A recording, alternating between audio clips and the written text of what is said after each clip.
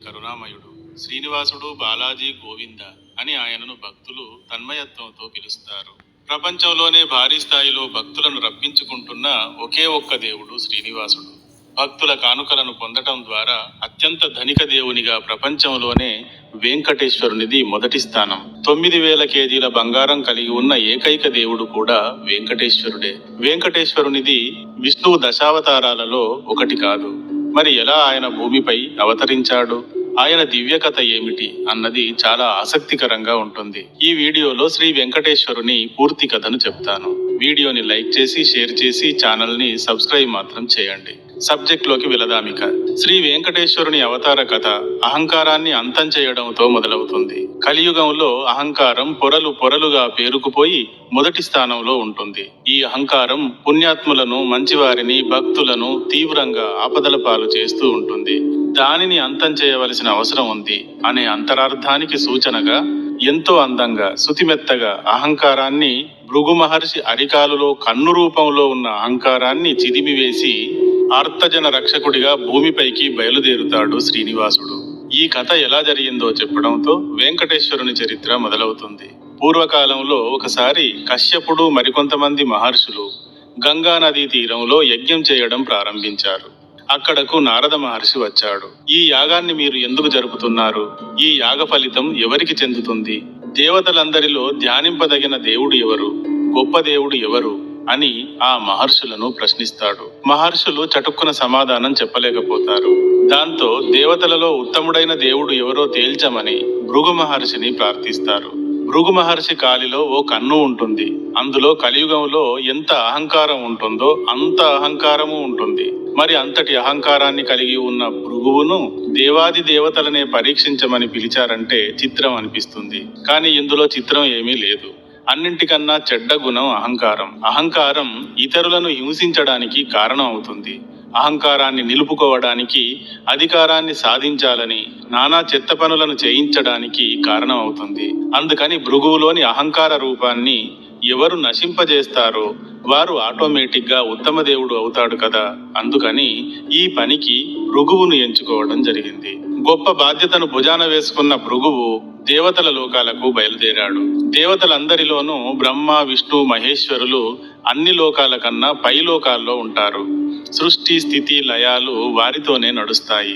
కాబట్టి ఆ ముగ్గురులో ఎవరు గొప్పో తేల్చితే చాలు, మిగతా దేవుళ్ళ జోలికి వెళ్ళనవసరం లేదు అనుకుని ముందుగా ఆయన బ్రహ్మలోకం వెళ్ళాడు. ఈయన వెళ్లే సమయానికి బ్రహ్మదేవుడు సరస్వతీదేవితోనూ ఇంకా తన దర్శనార్థం వచ్చిన మునులతోనూ చాలా సీరియస్ గా చర్చల్లో మునిగి ఉన్నాడు. భృగువు రాకను ఆయన గమనించలేదు. తనను గమనించకపోయేసరికి భృగువు అగ్గిలా భగ్గుమన్నాడు. తనకు విపరీతమైన అవమానం జరిగినట్టుగా ఫీల్ అయ్యాడు. ఆ క్షణంలో బ్రహ్మ కంటే తానే గొప్పవాడిలా ఫీల్ అయి నీకు భూలోకంలో పూజలు జరగకుండుగాక అని శపిస్తాడు. మరి అంత ఉధృతమైన రూపంలో అహంకారం ఆయన కాలులో ఉంది కనుక అది ఆయనను ఆగనివ్వటం లేదు. ఇక అక్కడ నుండి పరమేశ్వరుని లోకం కైలాసం వెళ్ళాడు. కైలాసంలోని మంచు కొండల్లో పార్వతీదేవితో సరదాగా విహరిస్తూ మైమరచిపోయి ఉన్నాడు. ఆ సమయానికి పరమశివుడు భృగువును అతని రాకను గమనించలేదు. అసలే అగ్గిలా వస్తున్న భృగువు దీంతో అగ్గిపైన గుగ్గిలంలా మండిపడ్డాడు. శంకరా, నా రాకనే గుర్తించక అవమానిస్తావా? నీ రూపంతో కాక కేవలం లింగ రూపంతో మాత్రమే భూమిపైన పూజలు అందుకుందువుగాక అని ఆయనను అక్కడ శపిస్తాడు.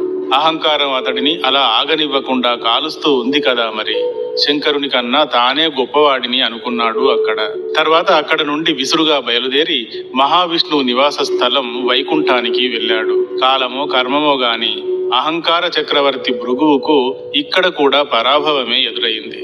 ఇంకా తట్టుకోలేకపోయాడు. ఈ ముగ్గురు అధిదేవతలకు కూడా అధికార మదం బాగా ఎక్కిపోయింది. నా అంతటి గొప్ప మహర్షి వస్తే కొంచెమైనా విలువ ఇవ్వరా, గుర్తించరా అనుకుని భగభగా మండిపడుతూ కాలు ఎత్తి శేషునిపై పడుకుని ఉన్న విష్ణు భగవానుడి ఛాతీ పైన తన్నాడు. అహంకారం ఎంతకైనా తెగించేలా చేస్తుంది అనడానికి భృగువు చేసిన ఈ పనే గొప్ప ఉదాహరణ. ఆ హఠాత్ పరిణామాన్ని ఊహించని లక్ష్మీదేవి విష్ణువు వక్షస్థలంపై తాను నివసించే ప్రదేశంపైనే భృగువు తన్నడాన్ని భరించలేకపోయింది. ఆశ్చర్యంతో శేషతల్పం దిగి చూస్తూ ఉండసాగింది. జరిగిన దానికి ఆగ్రహించిన విష్ణువు భృగువును ఎలా ఎగరేసి కొడతాడో చూద్దాం. నా దేవదేవి నివసించు స్థానంపై తంతావా అని ఆయనను విరగదీస్తాడేమో అని చూస్తుంది. కానీ చిత్రంగా మహావిష్ణువు మాత్రం అస్సలు కోపాన్ని ప్రదర్శించకుండా చిరునవ్వులు చిందిస్తూ టక్కున లేచి గౌరవంగా పాన్పు దిగి భృగువుకు నమస్కరించి, మీ పాదం అత్యంత సున్నితం, నా వక్షస్థలం కఠినాతి కఠినం, నా కఠినమైన వక్షస్థలంపై తన్నడం వల్ల మీ పాదం ఎంత నొచ్చుకుందో. మహర్షి, ఏది మీ పాదాన్ని ఇలా ఇవ్వండి, దానిని మర్దన చేసి నొప్పిని తగ్గిస్తాను అంటూ భృగువు పాదాన్ని నెమ్మదిగా నొక్కుతూ అతని అరికాలిలోని కన్నుపై వేలిని ఉంచి బలంగా నొక్కి చిదిపివేశాడు. అహంకార నేత్రం ఇలా చిరిగిపోగానే భృగువు కోపం అలా మాయమైపోయింది. దాంతో వెంటనే తానున్న స్థానం నుండి కిందకు దిగి విష్ణువుకు నమస్కరించి, ఆహా విష్ణువు, నీవే ఉత్తమ దైవం అని కీర్తించి అక్కడ నుండి సెలవు తీసుకుని వెళ్లి గంగా నది వద్ద యజ్ఞం చేస్తున్న కశ్యపాది మునులకు ఈ విషయం చెప్పాడు. దేవతలందరిలో విష్ణువే గొప్పవాడు అంటూ. లోకంలో అన్నింటికన్నా చెడ్డది అహంకారం. ఈ అహంకారాన్ని ఎవరైతే చిదిమివేస్తారో వారే గొప్పవారు అవుతారు. అందుకని భృగువు చెప్పినట్టు మహావిష్ణువే గొప్పవాడు అంటూ ఆ మునులు అంతా కీర్తించారు. భృగువు కథ, ఈ కథలో అహంకారాన్ని అంతం చేసిన విధానం కూడా పూర్తి అయింది. కానీ అసలు కథ ఇప్పుడే మొదలైంది. అంతటి గొప్ప, ఇంతటి గొప్ప, సర్వోన్నతుడు అనుకునే తన భర్త ఒక సాధారణ ముని తంతే అతడి కాలును పట్టుకుని భక్తితో మర్దన చేయడం, తనను పట్టించుకోకపోవడం చూసి అలిగిన లక్ష్మీదేవి విపరీతమైన కోపంతో, ఇంత అవమానం జరిగిన చోట నేను ఒక్క క్షణం కూడా ఉండను, ఇకపై నీ దారి నీది, నా దారి నాది అంటూ వైకుంఠం వదలి కరవీరపురానికి వెళ్ళిపోతుంది. అప్పటి కరవీరపురమే ఇప్పటి కొల్హాపురి. కొల్హాపురిలో మహాలక్ష్మి శక్తిపీఠం ఆలయం ఇప్పుడు కూడా ఉంది. అది ప్రఖ్యాతిగాంచిన ఒక శక్తిపీఠం. వైకుంఠం నుండి లక్ష్మీదేవి వెళ్ళిపోయాక విష్ణువు ఆమె వియోగాన్ని భరించలేకపోతాడు. శరీరం లేని ఆత్మలా దుఃఖించి ఆమెను వెతుకుతూ భూమిపైకి వస్తాడు. భూమిపై వెతుకుతూ వెతుకుతూ సువర్ణముఖి నదీ తీరంలో ఉన్న వెంకటాద్రిని చేరుతాడు. ఒక చింత చెట్టు కింద ఒక పెద్ద పుట్టను చూసుకుని అందులోకి ప్రవేశించి దానినే నివాసంగా చేసుకుని లక్ష్మీదేవి గురించి, ఆమె రాక గురించి ఆలోచిస్తూ విశ్రాంతి తీసుకుంటూ ఉంటాడు.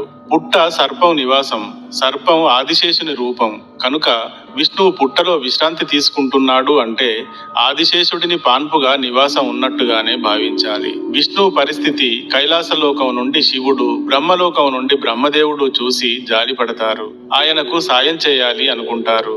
వెళ్లి కొల్హాపురిలో ఉన్న లక్ష్మీదేవికి విష్ణువు పరిస్థితిని చెప్తారు. వారు ఎంత చెప్పినా లక్ష్మీదేవి కోపం తగ్గనందున విష్ణువు కోసం వెళ్ళడానికి అంగీకరించదు. కానీ బ్రహ్మ విష్ణువులు బతిమిలాడి బ్రహ్మ ఆవుగా, శివుడు దూడగా మారి తమను తీసుకువెళ్లి ఆ ప్రాంతపు రాజు చోళరాజుకు అప్పగించమని కోరుతారు. అందుకు మాత్రం అంగీకరించిన లక్ష్మీదేవి వారిని తీసుకువెళ్లి చోళరాజుకు అమ్మివేసి తిరిగి తాను కొల్హాపురికి వెళ్ళిపోతుంది. రాజుగారి గోవుల మందలో అన్నింటిలోకి సహజంగానే ఈ గోవు, దూడలు ప్రత్యేక ఆకర్షణగా మారుతాయి. గోవులా ఉన్న బ్రహ్మ అన్ని గోవుల కంటే ఎక్కువగా పాలు ఇవ్వడంతో చోళరానికి ఆ గోవు పట్ల ఆసక్తి కలుగుతుంది. ఎంత పెద్ద మందలో ఉన్నప్పటికీ ఆ గోవును వెంటనే గుర్తుపట్టగలుగుతుంది. అలా చోళరాజు ఆవుల మందలో చేరిన బ్రహ్మ, శివులు ఆవు, దూడ రూపంలో వెంకటాద్రిపైకి రోజు మేతకు వెళుతూ ఉంటాయి. వెంకటాద్రిపైకి చేరగానే విష్ణువు నివాసం ఉంటున్న చింత చెట్టును వెతికి అక్కడకు వెళ్ళేది. అక్కడ పుట్టలో విష్ణువును కనిపెట్టి ఆ పుట్టపైన నిలబడి తన పొదుగు ఖాళీ అయ్యేదాకా పాలధారలను మహావిష్ణువుకు అందించేది. ఆవు పాలను తాగడంతో విష్ణువు ఆకలి తీరుతూ ఉండేది. ప్రతిరోజు ఇదే విధంగా జరగసాగింది. అన్ని గోవులు పాలతో నిండిన పొదుగులతో ఇంటికి వచ్చేవి. మాయా గోవు మాత్రం ఖాళీ పొదుగుతో వస్తూ ఉండేది. ఈ విషయాన్ని రాణి గ్రహించింది. ఒక రోజు ఆమె పశువుల కాపరిపై కేకలు వేసింది. ఏం జరుగుతోంది? ఈ గోవు పాలను ఎవరు దొంగిలిస్తున్నారు అంటూ. దాంతో తర్వాతి రోజు మాయా గోవునే గమనిస్తూ వెళ్లి అది పుట్టపై నిలబడి పాలధారలను విడుస్తూ ఉండటాన్ని గమనిస్తాడు పశువుల కాపరి. దీంతో ఎక్కడ లేని కోపం వస్తుంది అతడికి. ఈ గోవు మూలంగా తాను రాణిగారితో పడరాని తిట్లన్నీ పడ్డాడు. దీనికి ఏం మాయరోగమని పొదుగు నిండా ఉన్న పాలని ఒక్క చుక్క మిగలకుండా పుట్టపైన విడుస్తోంది అనుకుని పొదలను నరకడానికి తన చేతిలో ఎప్పుడూ పట్టుకు తిరిగే గొడ్డలిని పైకెత్తి కేకలు పెడుతూ ఆవు పైకి విసురుతాడు. ఆవు పైకి గొడ్డలి దూసుకు వస్తూ ఉందని గ్రహించిన శ్రీ మహావిష్ణువు తన ఆకలిని తీర్చుతున్న గోవును రక్షించడానికి ఆదిశేషుడు పుట్టలో నుండి సర్రున పైకి లేచినట్టుగా చివ్వున పైకి లేచి గొడ్డలి గోవుకు తాకకుండా తన తలను అడ్డు పెడతాడు. దాంతో గొడ్డలి స్వామివారి తలకు బలంగా తాకుతుంది. తాకిన వెంటనే ఆయన నుండి రక్తం పైకి చిమ్ముతుంది. భూమిపైకి వచ్చిన ఎవరైనా కష్టం సుఖం రెండూ అనుభవించాల్సి ఉంటుంది అనడానికి స్వామివారికి కూడా గాయం అవడం ఒక సంకేతం. పుట్టలోంచి పైకి వచ్చిన మహావిష్ణువు తేజస్సును, అతనికి గొడ్డలి తాకడం వల్ల పైకి చిమ్ముతున్న రక్తాన్ని చూసిన పశువుల కాపరి అక్కడికక్కడే చనిపోయి విష్ణులోకం చేరిపోయాడు. ఆయనను చూసిన వారైనా, తాకిన వారైనా, తట్టిన వారైనా మోక్షానికి అర్హులు అవుతారు. ఇలా జరగడంతో గోవు మాత్రం అత్యంత వేగంగా పరిగెత్తుకుని చోళరాజు ముందుకు వెళుతుంది. అతనితో ఏదో చెబుతున్నట్టు కింద పడి దొర్లుతుంది. గోవు ఏదో చెబుతోంది, అది ఏమిటో కనిపెట్టమని రాజు ఒక గూఢచారిని నియమిస్తాడు. ఆ గూఢచారి ఆవు తీసుకువెళ్లిన దిక్కుగా వెళతాడు. వెంకటాద్రి పైన చింత చెట్టు కింద ఉన్న పుట్టలోంచి పైకి చిందుతున్న రక్తం ధారలను చూస్తాడు. ఆ పక్కనే చచ్చిపడి ఉన్న పశువుల కాపరిని కూడా చూస్తాడు. అది ఏమిటో సరిగ్గా అర్థం కాక భయపడిన ఆ గూఢచారి వణుకుతూ వెళ్లి రాజుకు తాను చూసింది చెప్తాడు. రాజు కూడా ఆశ్చర్యపోతూ గూఢచారి వెంట పుట్ట వద్దకు వెళ్లి ఆ చిత్రాన్ని చూసి నిస్తేజుడు అవుతాడు. చోళరాజు పుట్ట వద్దకు రాగానే మహావిష్ణువు పుట్టలో నుండి బయటకు వచ్చి, చోళరాజా, నీ ఒక దుర్మార్గుడివి. పశువుల కాపరి పవిత్రమైన గోవుపైకి కర్రను కాకుండా గొడ్డలిని విసిరాడంటే నీ రాజ్యంలో పుణ్యం లేకుండా పోయింది అని అర్థం. ధర్మాన్ని పుణ్యాన్ని కాపాడవలసిన వాడు రాజు. ఈ పనిని నీవు చేయలేదు కనుక నీవు ఇకపై పిశాచమైపోదువుగాక అని శపిస్తాడు. దాంతో వెంటనే పిశాచంలా మారిపోయిన చోళుడు, స్వామి, ఇంత పెద్ద శిక్షను ఎలా అనుభవించాలి, ఎంతకాలం అనుభవించాలి, ఈ శాపం తొలిగేది ఎప్పుడు అంటూ స్వామికి సాష్టాంగ పడతాడు. అందుకు శ్రీనివాసుడు, రాజా, గోవు నాకు పాలిస్తోంది అంటే ఈ విశ్వాన్ని రక్షిస్తోంది అని అర్థం. గోవు ధర్మానికి రూపం అని అర్థం. అలాంటి ధర్మరూపం పైన గొడ్డలి విసిరినందుకు నిన్ను శపించాల్సి వస్తోంది. నా భక్తులను హింసించిన వారిని నేను ఎట్టి పరిస్థితుల్లోనూ సహించలేను.